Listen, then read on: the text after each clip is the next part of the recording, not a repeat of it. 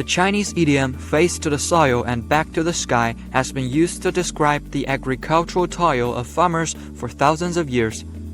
Today, thanks to the development of science and technology, farmers' work is easier with harvest bumper and earnings higher.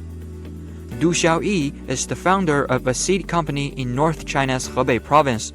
As a computer science graduate, the 33-year-old hopes to apply what he learned in college to the farmlands in his hometown to help empower local farmers. 以前呢种地靠天气，现在呢种地靠科技。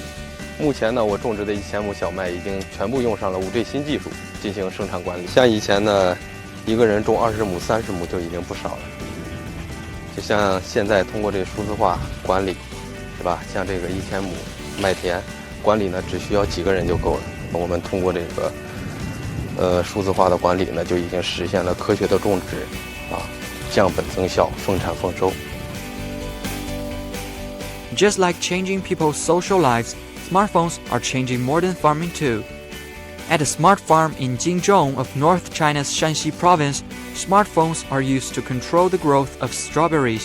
通过手机上，我们可以对咱们的风机，然后还有咱们的水肥的一个氮磷钾的一个含量控制，还有咱们 pH 值的一个温度调控和检测的一个调控，进行实时监控，然后进行一个随时的一个调节吧。通过咱们现有的这套设备和种植方式和模式，能够实现咱们现有的一个种植的产量是高于普通农民种植的产量的1.5倍。Apart from controlling farming, rural residents in China are increasingly using smartphones to sell their products. 我做了这个短视频，开通了这个橱窗过后呢，我们就成立了我们集体的一个合作社，就是以每年分红的一个形式，家家户户都有股份嘛，还卖了几单我自己做的黄水粑粑，卖到了新加坡，特别的激动。我们希望通过我们这个账号，孵化出更多的三农账号，我们一起为我们自己的家乡添砖加瓦。